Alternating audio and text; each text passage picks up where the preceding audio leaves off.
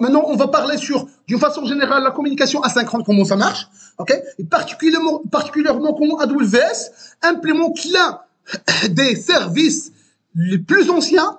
D'ailleurs, c'est le premier service qui a été implémenté par AWS, à savoir SQS, par la suite le SNS, ok? Et comment ça marche, ok? Donc, les communications, principalement, on a deux types de communication. Si vous voulez faire communiquer deux applications, deux systèmes informatiques, il y a deux façons de faire. Soit la synchrone, okay, soit la synchrone. Ça veut dire quoi synchrone? Ça veut dire que le client reste bloqué en attendant quoi? La réponse du serveur. Alors ici, le client, ça pourra être un front vers un back, ou bien un back vers un back. Microservice, effectivement. Et front vers un back, c'est vraiment l'architecture qu'on opte aujourd'hui. Aujourd'hui, il n'y a pas ce concept de PHP, par exemple, Blades, un seul projet, qui compte la partie Blade et la partie d'Arabelle. Ça, c'est une bêtise. Dans les architectures d'aujourd'hui, c'est une bêtise. Le front-end doit être un projet à part, autre que le back-end. Deux projets séparés. Les deux communiquent via le web service. Même si c'est le même langage. C'est du Java, deux projets à part. Comme ça, tu pourras vous lier chaque partie à part. Vous voulez mettre à jour la partie front-end, tu pourras le faire à part. Abstraction faite sur la partie back-end. Okay. Donc, le client reste bloqué en attendant que la réponse vient du serveur. Okay. C'est ce qu'on appelle le synchrone. Alors, et la communication asynchrone, bien évidemment, c'est le contraire. C'est évident. C'est trivial. Le contraire, ça veut dire concrètement quoi? Ça veut dire que ni le client ni le serveur sont disponibles, sont indispensables. Ça veut dire quoi? Ça veut dire que le client envoie la requête. Ça, c'est la première étape.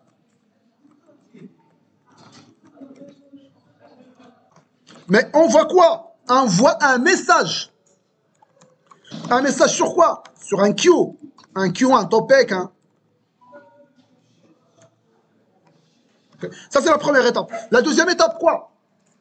Une fois le serveur est disponible, ça veut dire qu'il ne va pas envoyer directement vers les clients, mais plutôt il va envoyer vers un queue. Okay? Et une fois le serveur est disponible, il va faire un pull de la partie message. C'est un pull message.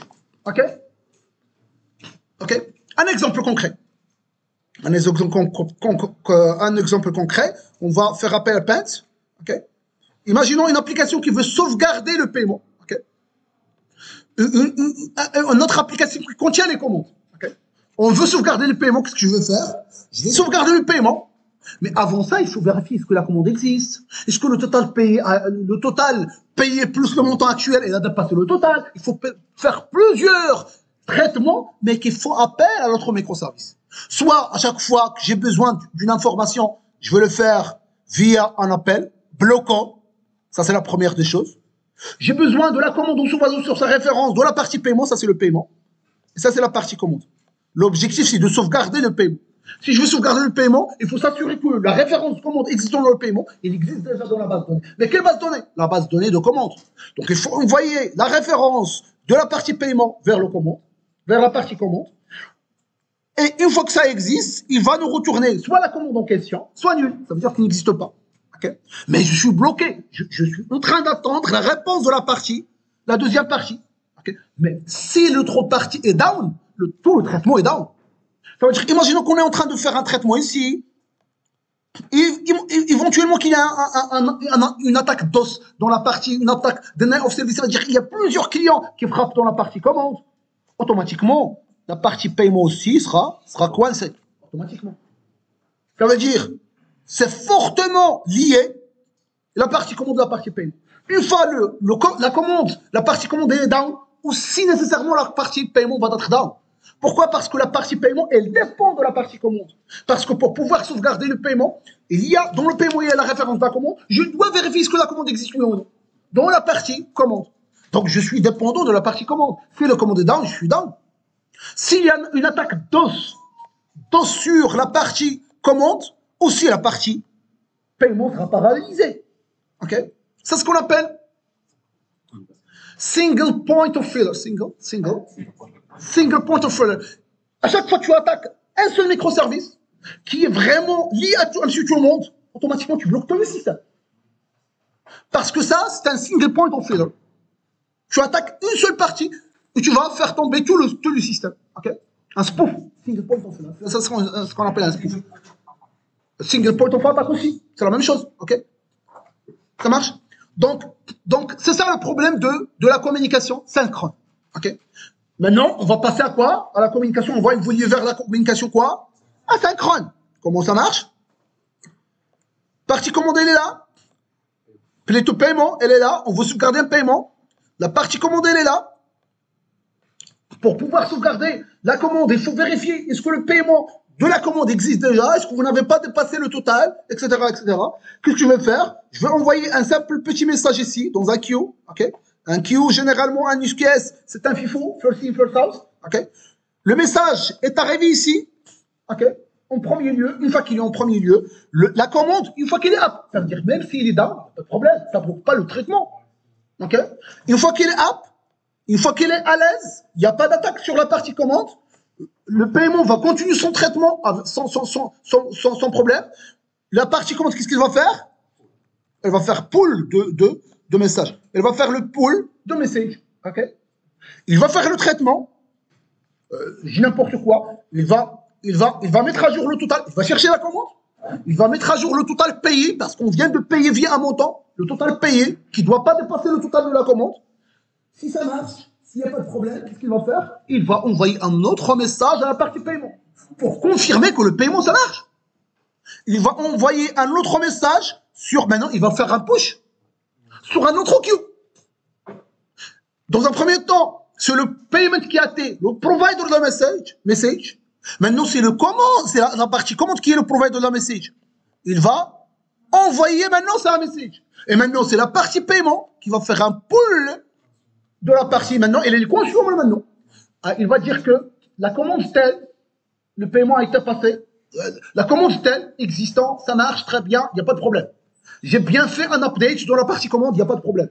Le paiement, dans un premier temps, elle est ajoutée avec un état pending, ça veut dire qu'il attend la confirmation de la partie commande. Une fois que la commande a envoyé une confirmation positive, le paiement va faire un pull, il va faire quoi hein, par la suite un traitement. Le traitement quoi? C'est de mettre à jour le statut de paiement qui a été pending vers un statut confirmed. Ça veut dire qu'il a été confirmé. Pourquoi? Parce que le microservice de commande, il a envoyé un message comme ça, comme quoi ça marche. Maintenant, vous allez me dire, mais monsieur, c'est la même chose en fin de compte. C'est quoi c'est la même chose? Oui, effectivement, c'est la même chose. S'il y a beaucoup d'attaques, s'il y a beaucoup de charges sur la partie paiement, ça veut dire qu'il va envoyer énormément de requêtes, énormément de messages sur le queue. Donc, éventuellement, le queue va être bloqué. Pourquoi? Parce qu'il y a énormément de messages. Non, c'est pas vraiment la même chose. Pourquoi la commande va être bloquée si on fait un appel direct? Parce que la commande va faire un traitement, va faire un appel à la base de données avant de sauvegarder dans la partie base de données, avant de retourner le traitement. Par contre, le queue, non. Tu prends l'objet JSON, tu prends la commande, tu le transformes en JSON, tu l'envoies dans le queue va le storer, c'est tout. Il ne va pas faire un traitement. Donc, il sera super ultra rapide, avec une capacité gigantesque de gérer les messages de façon générale. Et une fois ça, c'est up, il pourra faire un pull. Okay? Donc, généralement, on fait un queue de in et un autre queue de out pour confirmer, si on a besoin de confirmation bien évidemment. Okay? Donc, c'est ça la communication synchrone et la communication asynchrone. Généralement, ça c'est Kafka, RabbitMQ, GMS autrefois. Donc, d'une façon générale, le cadre général ça s'appelle MOM. Message Oriented Middleware. Message Oriented Middleware. Ça veut dire les middleware orientés message. Ça veut dire quoi? Au lieu de communiquer directement, je t'envoie un message, tu récupères le message, éventuellement tu vas me répondre dans un autre queue. Ok? Donc, grosso modo, c'est ça, la logique. Alors, on va écrire quand même un petit mot sur la communication asynchrone. Donc, le client envoie un message sur un queue. La partie consommatrice ou bien la partie cliente va faire un pull. Par la suite, éventuellement, la partie C, c'est quoi? On envoie quoi? L'accusé sur un quoi? Sur un autre queue. Sur un autre Q. C'est qui va maintenant? C'est qui va envoyer le Q? C'est le premier maintenant qui devient client. C'est le premier qui devient publisher, qui va envoyer. Et l'autre, alors, client envoie un message. Pour le message, c'est par qui? Par le serveur. Maintenant, on voit de l'accusé sur un autre queue par qui? Par le serveur. Maintenant, c'est le serveur qui va produire le message. Et en fin de compte, pool par qui? Maintenant, c'est qui va faire le pool? Pool client, pourquoi? Pour faire quoi? Pour update, quoi? Le statut. Pour que tu puisses update le statut de la commande. Donc, du paiement. À un moment donné, on a sauvegardé le paiement dans la base de données, mais le paiement avec un statut pending. C'est pas encore confirmé. J'attends la confirmation de qui? De la commande. Maintenant, dans un premier temps pending, une fois que la commande confirme, je dois mettre à jour le statut, c'est plus pending, mais plutôt confirmed, ou bien cancelled. Ok? Donc, c'est ça. C'est ça. Bien évidemment, les avantages, si vous avez remarqué, les avantages de synchrone, c'est quoi? Un faible quoi? Faible dépendance entre qui? Entre client et serveur. Si vous avez remarqué, lorsque le client a envoyé le message dans le queue, il ne sait même pas c'est qui va confondre. C'est qui, je ne sais pas. Par contre, dans le synchrone, tu dois savoir c'est qui ce monsieur pour pouvoir faire appel à ce monsieur. Donc, tu as l'adresse IP et le port, ou bien le name de microservice. Par contre, dans la synchrone, non. Tu envoies dans un queue. Qui va consommer, je ne sais pas. Et je m'en fous. C'est un client par la suite qui va faire un pool. Donc, il y a une faible dépendance entre les deux applications. Plus question de performance. C'est aussi très performant. C'est trop solide aussi. Pourquoi c'est trop solide? Parce que si le serveur est up, mon architecture n'est pas gênée. C'est ça ce qu'on appelle un test de quoi? Alors, j'ai spécifié un test de charge plus un test de charge et test de stress. Si tu stresses l'architecture, ça veut dire si tu vas faire tomber en panne la commande, vraiment le paiement ne va être pas affecté. C'est vrai que ça reste pending, mais il est opérationnel. Ok? Donc le test de stress, il va faire face au test de stress. Ok? Par contre, le synchrone, il ne va pas faire face au test de stress. Okay. L'inconvénient, c'est quand même, tu dois une implémentation de plus. Tu dois implémenter Kafka, le client, tu envoies le pool, etc. C'est un traitement de plus, bien évidemment.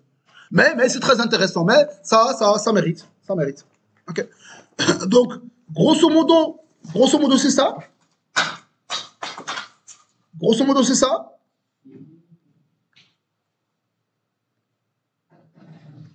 Donc, si je veux tracer un petit peu les avantages, donc faible dépendance entre client-serveur. Donc, cette faible dépendance va donner quoi?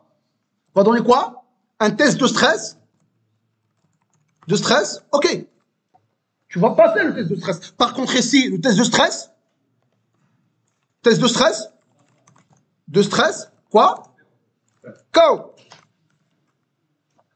Tu bloques la partie paiement, automatiquement, tu bloques la partie commande, automatiquement, le paiement va être gêné. Okay. Quoi d'autre? Ici, c'est quoi? Simple implémentation. Soit tu vas faire appel à REST template, tu vas faire à voler, tu vas faire appel à retrofit, tu vas faire appel à qui? OpenFin. Ou la partie client, ça c'est backend. Si je veux faire partie à front-end, il y a quoi? Axios pour React Native, et HTTP Client pour Angular. Par défaut, est-ce qu'il fait React? Axios, alors on installe. Ouais, Fitch. C'est du JavaScript, effectivement. Postman aussi, c'est un client. Mais c'est un client, plus ou moins, qui a été déjà codé avec l'interface graphique, etc. Donc, pour faire appel, c'est simple implémentation entre les communications, okay? Que ce soit backend ou bien front-end, backend. Ah oui, ici, je parle sur l'implémentation de la communication. Donc, il n'y a pas de Postman. OK? Mais, il y aura... Alors, pour la scalabilité, est-ce que le système est scalable? Scalability. Est-ce que le système est scalable? Ça veut dire qu'il y a plusieurs montées de charge et je veux faire augmenter les ressources. Tu augmentes avec la scalabilité, verticale, il n'y a pas de problème. Mais je pars sur la scalabilité horizontale. Ça veut dire que tu veux multiplier le nombre d'instances. Ah, quand même, il faut le gérer. C'est possible, mais il faut les gérer avec les LB. Tu dois ajouter un load balancer. Okay. Par contre, pour la scalabilité ici, alors, la partie scalabilité,